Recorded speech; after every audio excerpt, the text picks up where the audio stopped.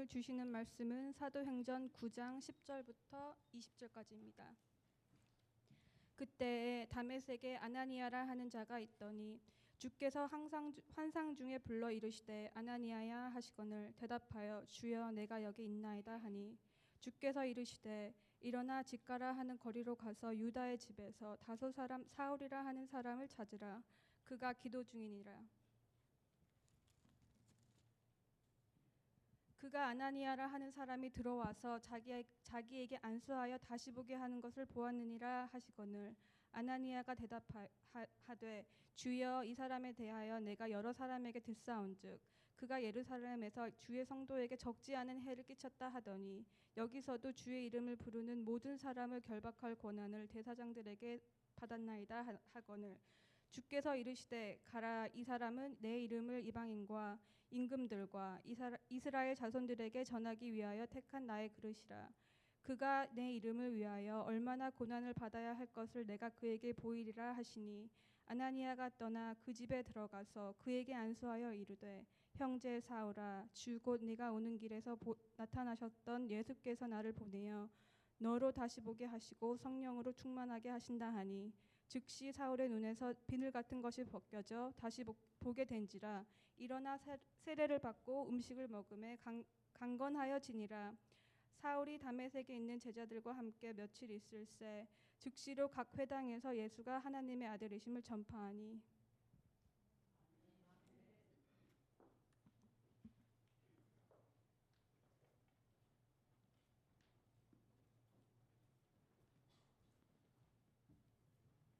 계속해서 읽어나가면서 은혜를 받고 있습니다. 그래서 지난주에 사울이 이제 믿는 자들을 잡으려고 다메섹까지 가다가 다메섹 선상에서 예수님을 만나게 됩니다. 그리고 예수님을 만난 사울에게 하나님께서는 그를 다메섹으로 보내시고 거기서 기다리면 이제 하나님의 부르심이 그를 향한 소명이 그에게 임할 것을 말씀하여 주고 있었습니다. 여러분 저는 그 요리를 좋아하기 때문에 제가 좀 이렇게 욕심내는 것 중에 하나가 칼입니다. 칼. 그래서 제가 어저께 좀 세봤는데, 그러니까 뭐 버터 나이프, 스테이크 나이프 뭐 이런 거 빼고 제가 이제 요리할 때 쓰는 칼이 18개더라고요. 네. 그게 놀라시면 제가 무한하잖아요.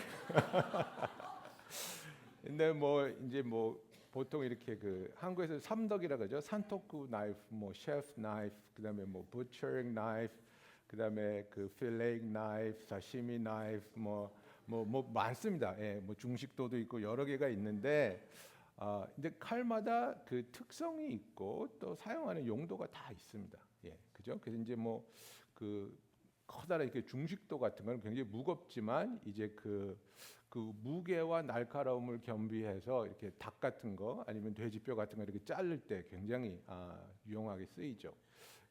그리고 이제 그 제가 선물 받은 칼 중에서 일본 칼 그 더마스커스 스티어라 그래가지고 슌 칼이 있는데 이거는 굉장히 날카로워요. 그래서 이렇게 김치 담글 때 속이 꽉 찬 배추 우리가 이게 자르려 그러니 칼 안 들어가죠. 근데 얘는 그냥 슉. 그래서 한번 탁 자르면 손가락 딱 하나 없어지고 이렇게. 있어요. 여기 있어요. 네. 참.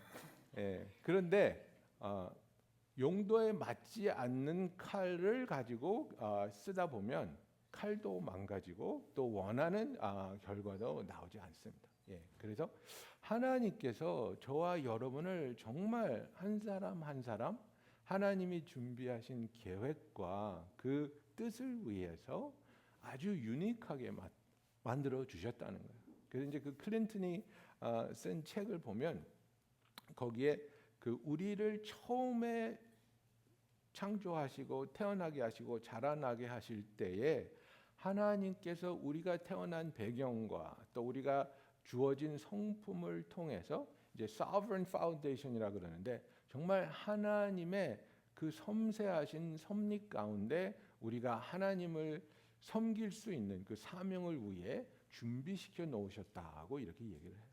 그래서 우리가 우리의 배경과 과거를 이해하면서 우리가 하나님의 뜻을 구할 때 하나님이 나를 이렇게 만들어 주시고 이렇게 준비해 주시고 이렇게 선하고 아름다운 소명을 위해서 불러 주셨구나. 우리가 이걸 발견해 나가야 되는 거예요. 그래서 제가 뭐 깊이 들어가지는 않겠지만 이 아나니아를 보면 아나니아라는 선지자가 여기 있는데 예수님이 이제 제자입니다. 그죠? 다메섹에서 하는 제자인데 이 사람이 기도할 때 환상 중에 하나님의 음성을 듣습니다. 그리고 하나님의 음성을 듣고 구분할 줄 알고 거기에 순종할 수 있는 믿음도 있습니다. 지금 사울이 어떤 자인지도 정확하게 알고 있습니다. 사울이 권력을 가지고 다메섹에 왔는데 다메섹에 온 사울에게 자기가 발각되면 자기도 감옥에 가는 그런 형편에 있는 사람인 것도 알지만 그러나 하나님께서 이 사람에게 가서 기도해서 눈을 뜨게 하고 이 사람이 어떤 삶을 살아야 하는지 어떤 소명을 가지고 살아야 하는지 네가 말해줘야 된다고 했을 때에 하나님의 말씀에 지체하지 않고 순종하는 자인 것을 봅니다. 그래서 이 아나니아의 삶과 또 우리가 이제 사도 바울의 삶을 계속해서 보겠지만은 그들을 준비하시고 그들을 만나 주시고 그들을 사용하신 하나님의 뜻이 다 한 사람 한 사람 세분화되어 있고 저와 여러분을 향해서도 그냥 두루뭉실하게 착하게 살아 열심히 살아가 아니라 하나님을 위해서 우리가 지난주에 얘기한 것처럼 에베소서 2장 10절에 나오는 말씀처럼 요한복음 15장 16절에 나오는 말씀처럼 하나님은 우리를 위한 놀랍고 아름다운 계획을 갖고 계시다는 겁니다. 이 음성을 우리가 들을 수 있으며 그리고 분별하며 순종할 수 있는 저와 여러분이 되기를 예수님의 이름으로 축원합니다. 그래서 다메섹 선상에서 강한 빛으로 인해서 말에서 떨어지고 눈이 멀게 된 사울은 그 순간에 그가 가지고 있었던 worldview, 세계관이 가치관이 완전히 바뀝니다.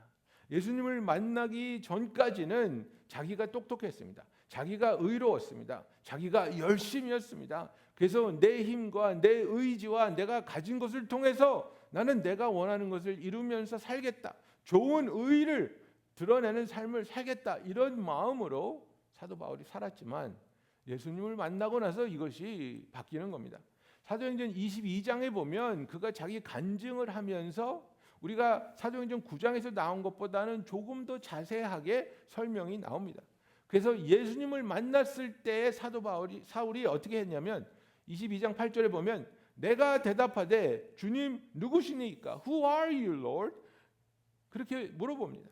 그랬더니 나는 내가 박해하는 나사렛 예수라 하시더라. 나와 함께 있는 사람들이 빛은 보면서도 나에게 말씀하시는 이의 소리는 듣지 못하더라. 내가 이르되 주님 무엇을 하리까? 주께서 이르시되 일어나 다메섹으로 들어가라. 내가 해야 할 모든 것을 거기서 누가 이르리라 하시거늘. 그래서 Who are you, Lord? 그 다음에 What shall I do, Lord? 그랬을 때 예수님께서 너는 다메섹에 들어가서 네가 이제 어떤 삶을 살아야 되는지 알려줄 사람을 기다리라고 말하고 있습니다. 지금까지는 자기의 뜻대로 자기의 계획대로 자기의 의지와 의를 가지고 살아왔던 사울이 이제는 나에게 내가 어떤 삶을 어떻게 살아야 하는지 그 말씀을 들려주실 하나님의 음성을 기다리며 나는 하나님이 원하는 삶을 살아야 되겠다. 나의 가치관은 나의 세계관은 지금까지는 내가 보고 느끼는 것, 내가 옳다고 생각하는 것, 내가 원하는 것, 내가 바라는 것을 취하면서 살아왔다면 이제는 그것을 내려놓고 하나님이 선하다고 하시는 것, 하나님이 계획하신 것, 하나님이 나에게 주시는 것을 내가 붙잡고 거기에 순종하며 하나님의 뜻대로 하나님을 위해서 살겠다. 이것이 진정한 변화라는 겁니다. 여러분, 우리가 크리스찬이 된다는 것은 이 변화가 우리에게 일어나야 되는 겁니다. 내 삶을 위해서, 내 고집과 내 목적을 위해서 예수님을 믿는 것. 여러분, 이것은 신앙이 아니고 무속신앙하고 다를 게 없습니다. 무속신앙은 내가 내 힘과 내 노력으로 이룰 수 없는 것을 다른 어떤 이의 능력을 빌어서 이루고자 하는 겁니다. 저는 기억납니다. 제가 어릴 때에 여의도 국민학교 다닐 때에 그 아파트 베란다에서 할머니가 밤마다 그 그릇에다가 물 떠놓고 달을 보면서 빌고 계셨습니다. 할머니 밤마다 뭐해? 니놈들 잘 되라고 빈다 이놈아. 니놈들 잘 되라고 빈다. 여러분 그게 토속 신앙입니다. 하나님의 힘으로, 할머니의 힘으로 안 되니까. 할머니가 노력해도 우리가 필요한 것을 줄 수 없으니까 할머니보다 더 큰 어떤 존재가 도와주지 않을까. 지성이면 감천이라고 내가 매일 물을 따다 놓고 달을 보면서 빌면 이루어지지 않을까. 그 달 대신 대상을 하나님으로 옮긴 것밖에 되지 않습니다. 이것은 하나님이 원하시는 믿음도 아니고 신앙도 아닙니다. 그게 아니라 지금 사도 바울의 삶에서 어떤 변화가 일어나고 있습니까? 지금까지 나를 위한 삶을 살려고 몸부림쳤는데 이제는 그 삶을 내려놓고 하나님이 나를 위해 준비하고 계획한 그 삶을 살아야 되는구나.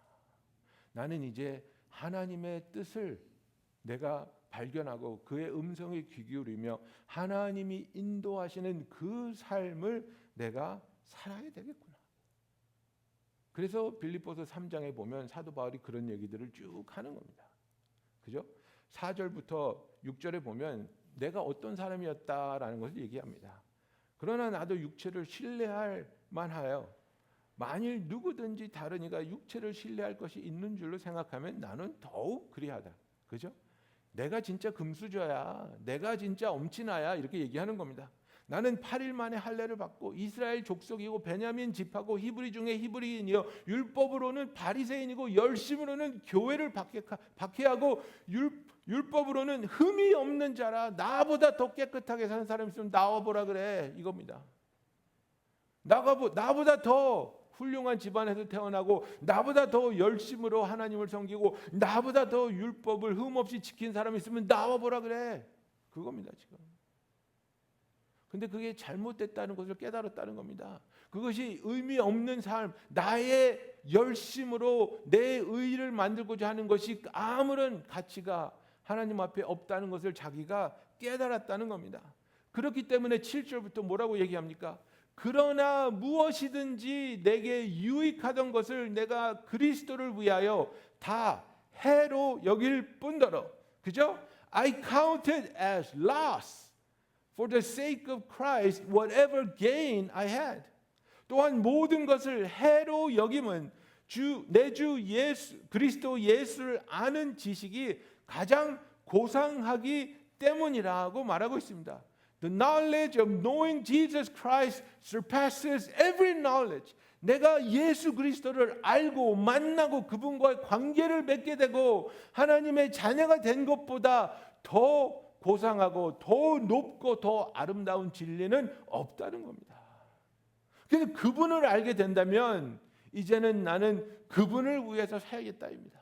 그분을 만났기 때문에 나는 이제 그분을 위해 살겠다입니다. 여러분 지금 미국도 그래왔지만 한국에서도 계속해서 기독교가 위기다 그러는 이유가 뭔지 아십니까?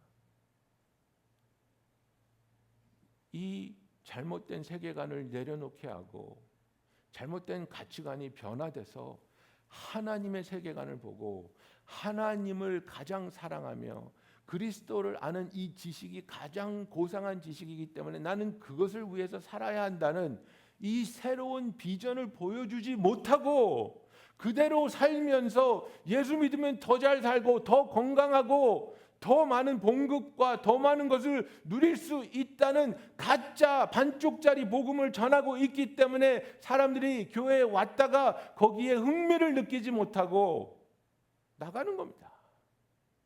이런 거 세상에서도 얻을 수 있는데, 이런 거 세상에서도 가질 수 있는데 내가 왜 꼭 여기 와서 이러고 있어야 돼?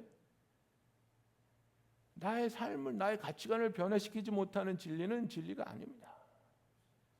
이 성경은 지금 사도 바울이 그 어마어마한 삶을 살던 그가 이것이 다 나는 이제는 배설물로 여긴다고 이야기하는 것입니다.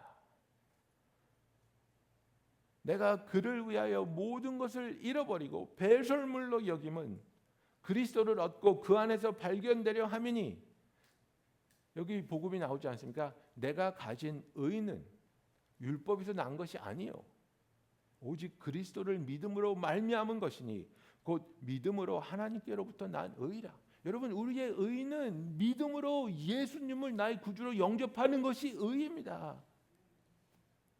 많은 성도님들께 제가 이 질문을 합니다. 구원의 확신 있으십니까?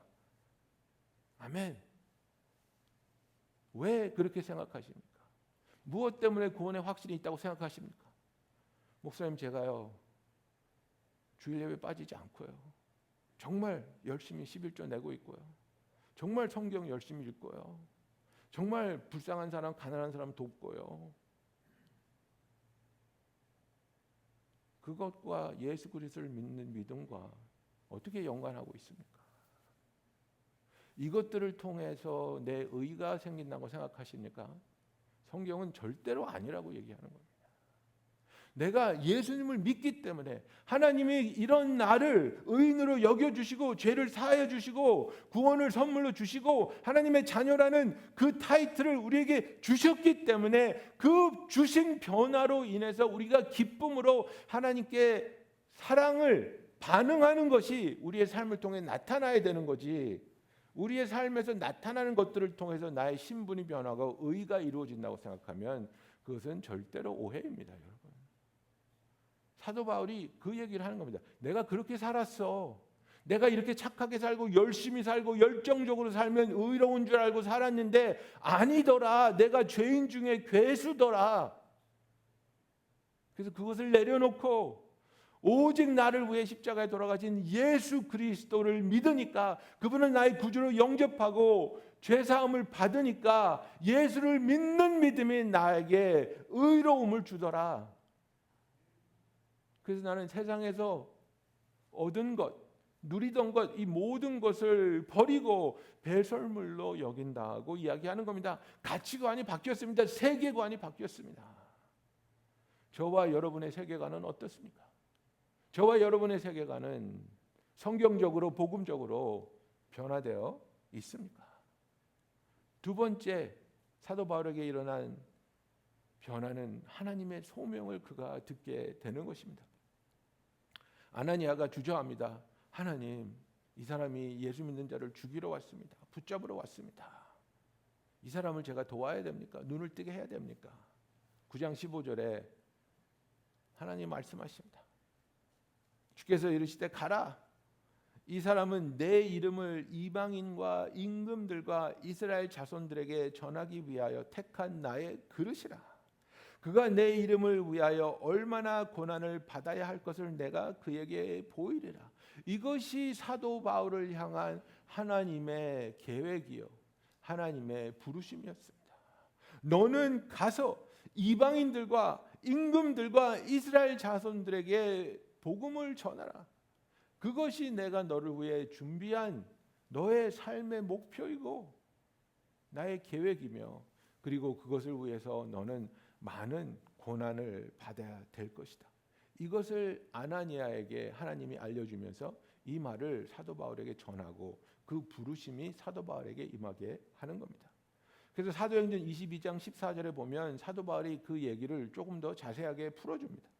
14절에 보면 그가, 아나니아죠, 그가 또 이르시되 우리 조상들의 하나님이 너를 택하여 너로 하여금 자기 뜻을 알게 하시며 그 의인을 보게 하시고 그 입에서 나오는 음성을 듣게 하셨으니 이것이 너에게 주시는 소명이다 이거요. 15절, 내가 그를 위하여 모든 사람 앞에서 내가 보고 들은 것에 증인이 되리라. 하나님께서 사도 바울을 세우시면서 나는 너를 이방인, 젠타일들을 위한 복음을 전하는 자로 세웠다는 겁니다. 나는 너를 왕들 앞에 서서 복음을 전하기 위해서 너를 불렀다는 것입니다. 사도 바울이 이 소명을 붙잡고 이것이 자기에게 얼마나 험난한 일이고 얼마나 어렵고 힘든 일인지를 압니다. 그러나 그것조차도 그는 예수 그리스도의 고난에 동참하게 됨을 영광으로 여기고 감사하게 여기면서 내가 이 부르심을 믿음으로 순종하겠습니다. 여러분 가짜 신앙은 언제 드러나냐면 하나님의 뜻이 나에게 임했을 때 이 뜻을 내가 받아들이고 순종할 때 나에게 어떤 손해가 오는가? 내가 어떤 해를 당하는가? 이거 순종하면 내가 돈을 좀 손해 보겠는데, 시간을 좀 손해 보겠는데, 내가 감옥에 갈 수도 있을 것 같은데, 사람들의 평판이 나빠질 수도 있을 것 같은데, 우리가 이런 거를 따지면서 나는 이거 안 해. 나는 이거 못 하겠습니다. 이것 때문에 내가 너무 힘들고 아플 것 같습니다. 여러분, 내가 더 잘 살기 위해서 하나님을 이용하려는 믿음은 이런 고난을 동반하는 하나님의 부르심을 받아들일 수 없습니다. 그러나 그 경계선을 넘어서서 이제는 나를 위한 삶이 아니요 하나님의 영광을 위해서 하나님의 부르심에 순종하는 삶을 사는 사람은 그것이 어떤 대가를 치러야 하든지 그 치러야 하는 대가가 단지 내 자신이 아니라 내 가정, 내 가족에게까지도 함께 대가를 치러야 한다는 그 사실을 보면서도 순종할 수 있는 것. 여러분, 이것이 하나님을 섬기기로 결정한 사람의 믿음입니다. 저도 이제 어느덧 내년이면 제가 60입니다. 환갑입니다. 어느덧 나이가 든 이제 목회자 중에 하나가 돼서 젊은 목회자들하고 얘기하다 보면 이걸 가지고 있는 젊은 목회자들이 많아요. 그 얘기를 해줍니다. 뭐냐면 하나님을 사랑해요. 우리 젊은 목회자들이 하나님을 사랑하고 열정이 있고 뜨거워요. 너무나 아름답죠. 너무나 대견하죠. 근데 이들이 가지고 있는 게 뭐냐면 자녀들에 대한 두려움이 있습니다. 목사님, 나는 하나님을 위해서 감옥 가는 것도 뭐 딱딱한 빵만 먹고 한 달 살고 뭘 시켜도 다 할 수 있습니다. 근데 나 때문에, 내 부르심 때문에 내 자녀들이 고생하는 것은 싫습니다. 볼 수 없습니다. 그래서 제가 그래요. It's part of the package. 네가 하나님의 부르심에 응답하면 너와 내 가족이 하나님의 부르심에 응답하는 그 대가를 치러야 돼. 그건 피할 수 없는 거야. 절대로 피할 수 없는 거야. 그런데 그 고난을 같이 받으면 하나님께서는 너와 너의 배우자와 너의 자녀들에게도 놀랍고 아름다운 축복으로 함께하여 주실 것이야. 여러분, 이겁니다. 이것이 절대로 손해보는 삶이 아니라는 겁니다. 하나님을 위해 사는 삶이 절대로 손해보는 삶이 아니요 정말 의미 있고 가치 있는 삶이라는 것. 그렇기 때문에 사도 바울은 지금 자기가 있던 자리에서 완전히 180도 돌아서 반대의 삶을 사는 것. 그러니까 표현하자면 일제시대 때 독립투사로 싸우던 사람이 갑자기 일본 앞잡이가 된다고 생각해 보십시오. 그에 대한 평판이 어떻게 바뀌겠습니까? 유대인들한테는 지금 사도 바울이 그런 존재가 되는 겁니다. 독립투사처럼 이 이교도들, 이 예수 믿는다는 이 이단들을 잡아 죽이던 사도 바울이 갑자기 뒤집어져 가지고 그들을 위해서 예수가 하나님의 아들이라고 전파하고 다니니까 그를 죽이려고 달려드는 겁니다. 그런데 사도 바울은 이것을 믿음으로, 기쁨으로, 감사함으로 하나님 앞에 받아들이며 순종하는 겁니다. 이것이 진정한 변화입니다. 내 세계관이 바뀌고 그리고 내 삶의 방향이, 삶의 목적이 바뀌는 겁니다. 하나님의 부르심을 받아들일 때에 나의 삶은 온전히 변화됩니다. 그래서 결과물이 이제 사도행전 10장 17절부터 보면 나오죠. 아나니아가 떠나 그 집에 들어가서 그에게 안수하여 이르되 형제 사울아 주 곧 내가 오는 길에서 나타나셨던 예수께서 나를 보내어 너로 다시 보게 하시고 성령으로 충만하게 하신다 하니 그래서 손을 얹고 기도했더니 사울의 눈에서 비늘 같은 것이 벗어져 다시 보게 된지라. 일어나 세례를 받고 음식을 먹음에 강건하여 지니라. 사울이 다메섹에 있는 제자들과 함께 며칠 있을새 즉시로 각 회당에서 예수가 하나님의 아들이심을 전파하니, 이렇게 되어 있습니다. 사울의 삶이 어떻게 변했는지 여기서 보여주고 있습니다. 다메섹 선상에서 예수님을 만나고 예수님의 음성을 들었습니다. 자기가 살아오던 인생이 잘못된 인생이라는 것을 깨닫고 있습니다. 내가 어떻게 해야 되면 좋겠습니까? 그랬더니 가서 기다리라는 겁니다. 식음을 전폐하고 사흘을 그가 먹지도 마시지도 않고 주님의 음성을 기다렸는데 아나니아가 나타납니다. 하나님이 나를 너에게 보내서 너를 안수해서 성령을 받게 하고 내 눈이 보게 하시고 그리고 네가 살아야 할 삶을, 어떤 삶을 살아야 하는지 하나님의 부르심을 말해주라고 나를 보내셨다. 그에게 손을 얹고 기도합니다. 성령이 임합니다. 그 눈을 가리던 비늘 같은 것이 떨어졌다고 말하고 있습니다. 이건 영적인 표현입니다. This is a spiritual description that his spiritual eyes have now been opened.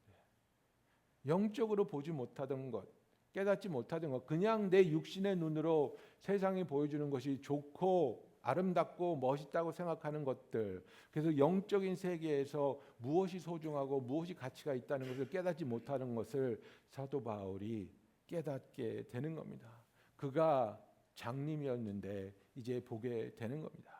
그죠? Amazing Grace, 우리가 사랑하는 그 찬송가, 네? 나 같은 죄인 살리신 그 은혜, 그 내가 전에는 보지 못했는데, 전에는 내가 소경이었는데 이제 내가 본다는 겁니다. 하나님의 진리를, 하나님의 사랑을, 하나님의 그 놀라운 계획을 내가 볼 수 있게 되었다는 것을 말하고 있습니다. 그리고 그 자리에서 그 순간에 사도 바울은 세례를 받습니다. 나는 예수님을 믿습니다. 나는 이제 하나님의 아들이 되었습니다. 나는 이제 하나님을 위해서 살겠습니다. 그 결심을 공개적으로 선포하는 세례를 그 자리에서 그가 받습니다. 그리고 먹고, 그제서야 먹고, 그제서야 마시고 힘을 찾고, 그리고 그가 한 일이 뭔지 아십니까? 제자들과 함께 지내기 시작합니다.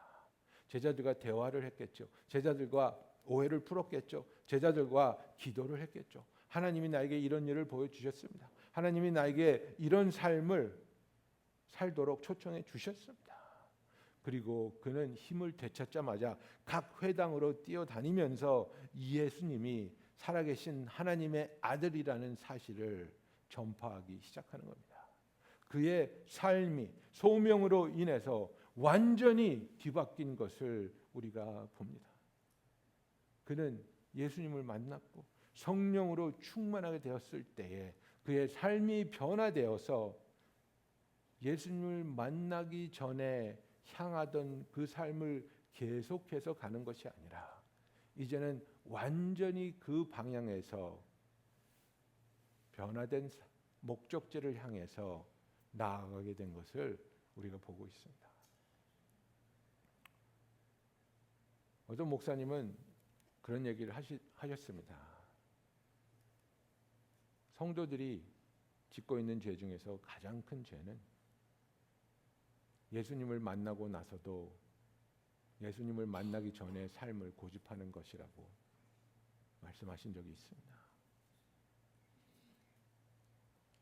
나의 삶, 하나님을 알기 전에 내가 가졌던 꿈과 이상과 계획들,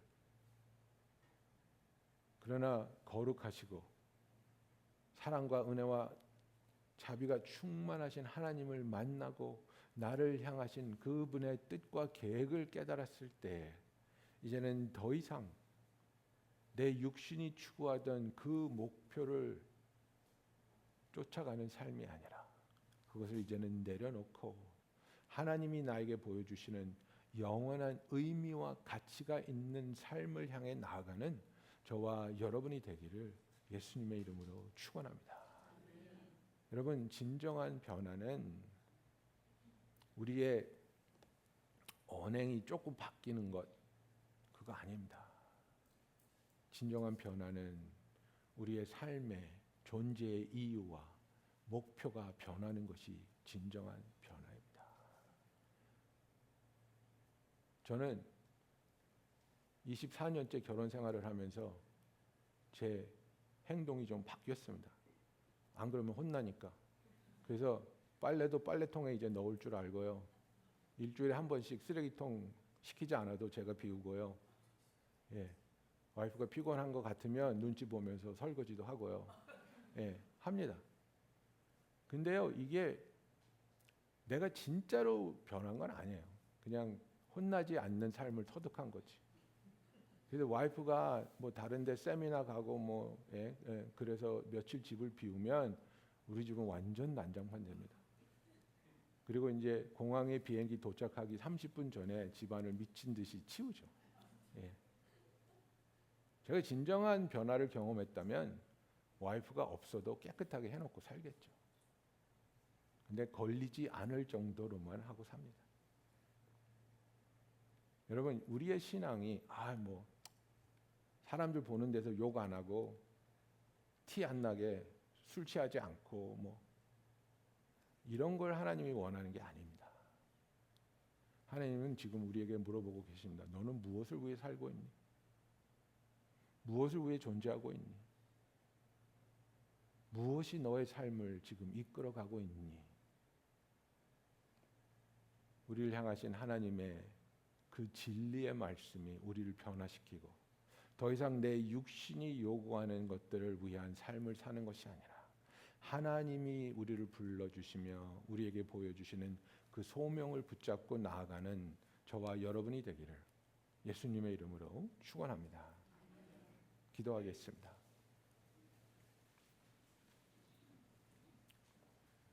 여러분, 우리가 예수님을 만나기 전과 예수님을 만난 후에 가장 큰 변화는 무엇입니까? 여러분의 삶에 무엇이 바뀌었습니까? 언행이 바뀐 것 좋습니다. 좋은 일입니다. 어떤 죄를 벗어난 것 좋습니다. 아름답습니다. 그러나 가장 중요한 건 삶의 목표가 방향이 바뀌어야 됩니다. 여러분은 하나님의 부르심을 깨닫고 그 소명을 위한 삶을 살고 있습니까?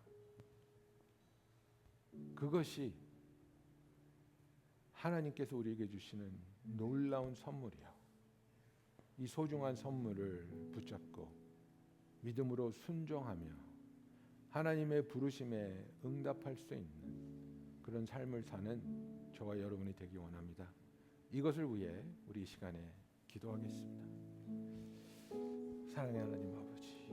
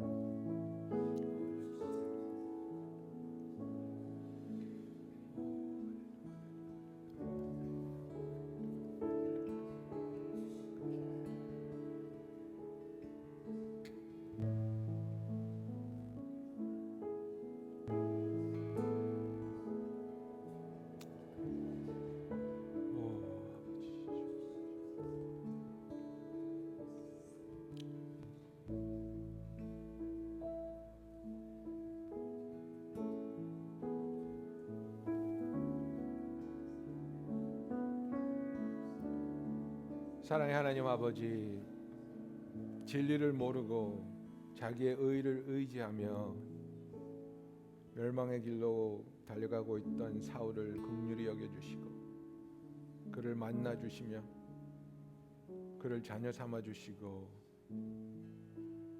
그의 삶에 영원한 의미와 가치가 있는 그 부르심을 허락하신 하나님의 놀라운 은혜를 찬양합니다.